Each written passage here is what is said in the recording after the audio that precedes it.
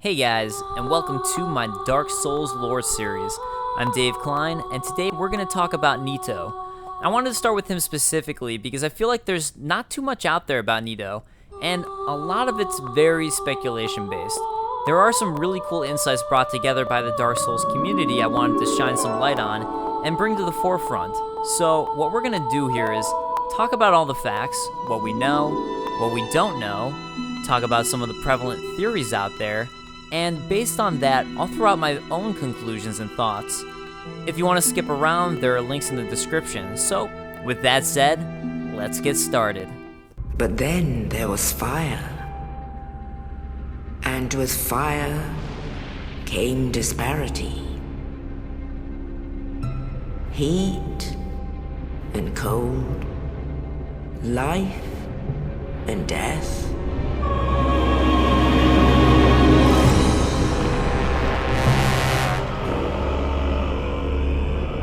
Nito, the first of the dead.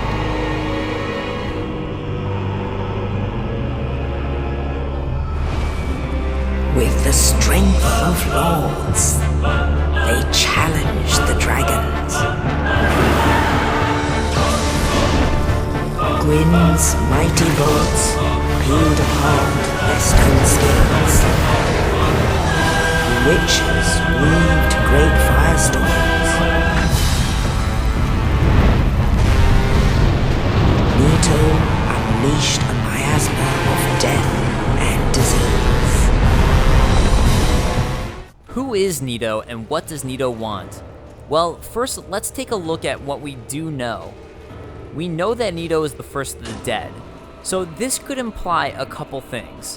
One thing it could imply is that when fire came, it brought life and death and disparity. Nito was the first living being to die. So when the Lord Souls presented themselves, somehow this being, Nito, was able to gain one of them and use this to rise to power.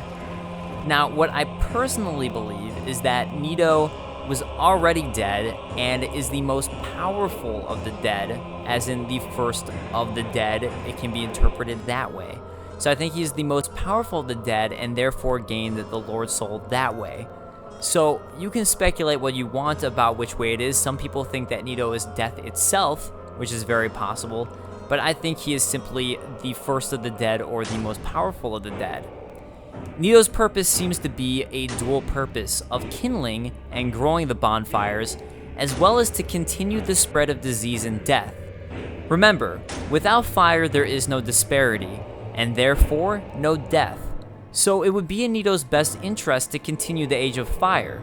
Now, first, let's discuss his purpose of spreading disease and death, which is ever present in the Gravelord Servant Covenant.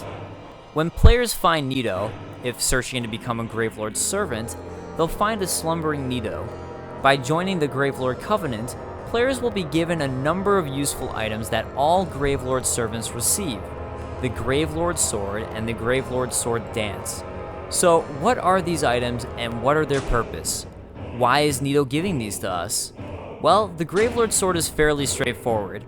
According to its item description, it's a sword wielded only by servants of Gravelord Nito, the first of the dead. Crafted from the bones of the fallen, the miasma of death exudes from the sword, a veritable toxin to any living being. So it would seem that the purpose of this sword is for killing anything living.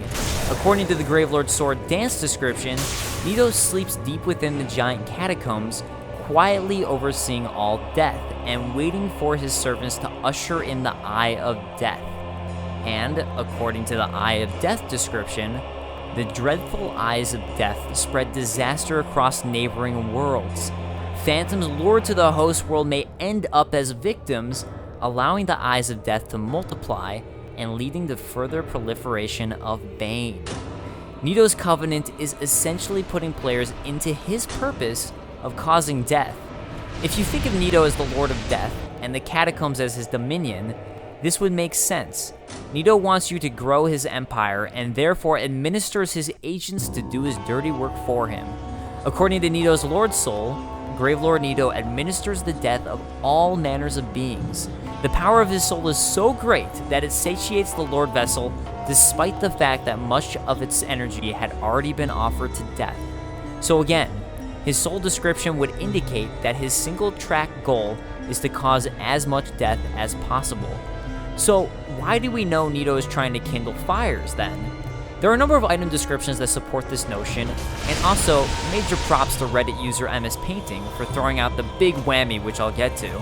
Let's first take a look at any of Pinwheel's mask descriptions. One of the 3 masks of the Pinwheel, the necromancer who stole the power of the Gravelord and reigns over the catacombs. Once you defeat Pinwheel, you receive the Rite of Kindling, indicating this must be Nito's power. The Rite of Kindling description reads, "This secret rite allows bonfires to be bolstered further with kindling, so that even more Estus can be collected. Kindling was a sacred rite passed down among clerics, but all undead can imitate the process in the same manner that they restore their hallowing with humanity. How peculiar that humans had found little use for humanity until they turned undead." So it would seem that for some reason, Nito has been actually assisting in the kindling and spread of bonfires. Reddit user MSPainting points out that if you take a close look at Nito while attacking him, he has an aura of humanity around him. This is the same aura we see around a humanity sprite, and the exact same aura we see around the Ghosts in the Abyss in the DLC, who all carry humanity. Nito has so much humanity, you can physically see it. Yet, he's still dead. So what does Nito want with this humanity? Why is the Rite of Kindling Nito's special power? I believe Nito has been happily coexisting with Gwyn, and they have been working together to continue the Age of Fire. There is much to support this. Clerics in the Way of White, which is essentially Gwyn's covenant, have the holy mission to gather the Rite of Kindling. Way of White practitioners also know how to create bonfires, which uses methods created by Nito. How in the world could they have known how to do this without Nito's input? Nito has lost his Rite of Kindling to Pinwheel, so it would seem that the Way of White is actually, in a way, working with Nito in retrieving his lost Rite of Kindling.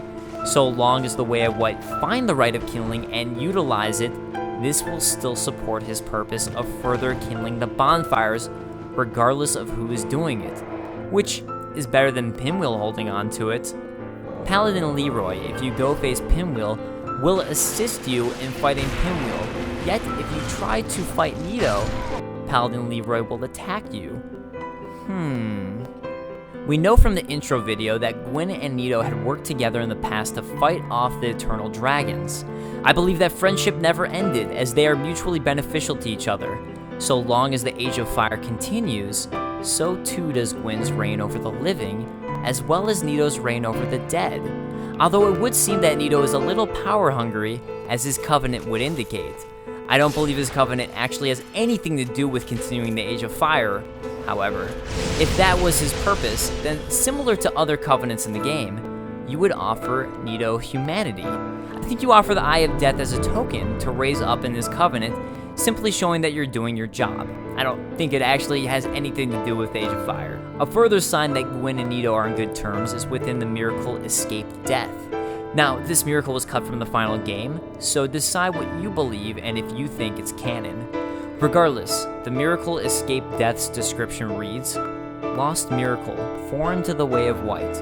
While active, no losses incurred upon death. The Way of White recognizes death itself, but admonishes the undead. It is for this very reason that this miracle was lost." What this only further indicates is that to Lord Gwyn, death is actually supported, even more so over undeath, because with fire, disparity is something Gwyn would support. I think that Gwyn is somewhat of a lord of life and light, and therefore Nito would be his necessary opposite. Nito, like Gwyn, is a god. And one strong indicator of this is that, similar to Gwyn, Nito's Gravelord miracles are just that, miracles. His power is tied to faith. So if you think about it, they could be considered Gwyn, the god of life, and Nito, the god of death. You could think about it that way. A quickie for you guys. Why does Nito not attack you if you lie in the coffin, and why does he attack you otherwise? In order to be dragged into joining Nito's covenant, the player must have at least one Eye of Death on them. I believe lying in the coffin with the eye is simply a sign of trust. You are dragged off without knowing where you're headed, and it's kind of like being blindfolded as you're taken into Nito's home. So, why does he attack you otherwise? Well, you basically just barged into that motherfucker's home. And when you think about it, Nito's acting in self-defense.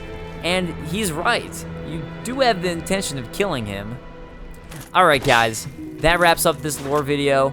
Let me know what you guys think in the comments below, and if you enjoyed this, I'd love to hear your theories and your speculations, and I'd love to know what you think about my theories and what you think. Additionally guys, let me know if you actually liked this video and if you'd like to see more lore videos from me. So again, thank you so much for watching, and I can't wait to see what you guys have to say. Peace.